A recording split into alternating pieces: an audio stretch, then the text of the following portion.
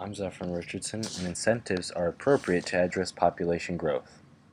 Programs with population control may make the same error that was made in the education establishment. Until fairly recently, it was assumed that children who did not do well on tests of school learning were manifesting an enduring, stable trait rather than behaviors that could be changed. Many such children were classified as retarded or slow learners and were placed together in special education classes that often served as little more than babysitting function. It was considered humane not to force students to learn when they lacked the capacity for learning, but today, lack of learning has come to be viewed as a flaw in the educational system, not of the learner. By examining and overhauling the system, means have been found for achieving some rather amazing learning accomplishments among disturbed and poorly achieved students. Thus, it was found many non-learners were not manifesting an enduring trait. They simply had not been given incentives to learn. The same phenomenon can be noted in the treatment of juvenile delinquents and childhood schizophrenics. Lack of reform among incarcerated delinquents and continued mutinous and self-destructive behavior of hospitalized autistic children have been diagnosed as failures of treatment entirely, and not as weaknesses or inferiorities of the treated.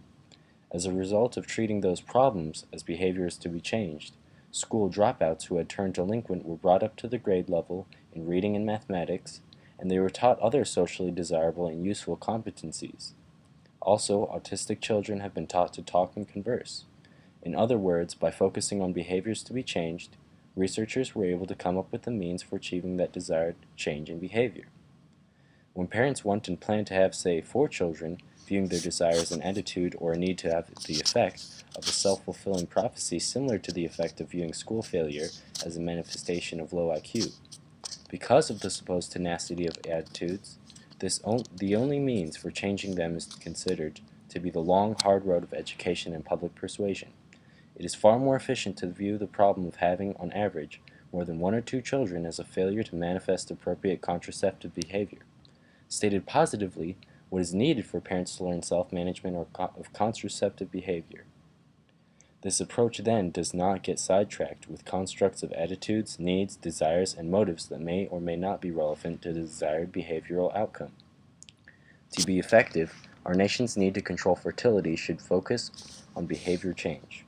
Behavior is maintained by its consequences. Incentives are anticipated or observed consequences of behavior that tend to increase or decrease the frequency of occurrence of that behavior. Incentives may be categorized as positive or aversive, relative to both limitation and birth facilitation behavior. Positive incentives would tend to increase birth limitation behavior. Aversive incentives would tend to decrease birth limitation behavior. Incentives have effectively changed human behavior in education, public safety, and health. The program Progressa in California is an example. Families whose children attended school receive a monetary award. As a result, children entered school at an early age, repeated grades less, and had a much lower high school dropout rate. This clearly shows that incentives have worked in the past. Studies have also shown the effectiveness of incentives for improved academic performance. Fryer conducted a randomized incentive experiment in public schools in 4 urban school districts: Chicago, Dallas, New York, and Washington. The study distributed over $6 million in incentive payments to 38,000 students in 261 schools. The incentives effectively improved desired behaviors, attendance, wearing uniforms, and earning good grades. Incentives work. Incentives have also been successfully employed to alter lifestyle habits. Smoking, for example, causes billions of dollars of healthcare costs, and researchers have utilized many different incentives to motivate quitting, placing warning labels on cigarette packaging and increasing the cost of cigarettes through taxes. These incentives have effectively reduced the smoking rate in the United States. Because of their efficacy, many other countries have used incentives to limit their population growth. Singapore, for example, has offered an array of incentives and disincentives. Income tax are only given to the first 2 children, maternity care is only paid for 2 children, large families are penalized in housing assignments, and educational opportunities are limited for third and subsequent children. Organizations and societies rely on fines and rewards to harness people's self-interest in the service of the common good. The threat of a ticket keeps drivers in line, and the promise of a bonus inspires high performance, but incentives can also backfire, diminishing the very behavior they're meant to encourage. Experimental economists have found that offering to pay women for donating blood increases the number willing to donate by almost half, and that letting them contribute to the payment to charity reverses the effects. Consider another example. When 6-day care centers in Haifa, Israel, began fining parents for late pickups, the number of tardy parents doubled. The fine seems to have reduced their ethical obligation to avoid inconveniencing the teachers and led them to think of lateness as simply a commodity they could purchase. Dozens of recent experiments show that rewarding self-interest with economic incentives can backfire when they undermine what Adam Smith called the moral sentiments. The psychology here has eluded blackboard economists, but it will be no surprise to people in business.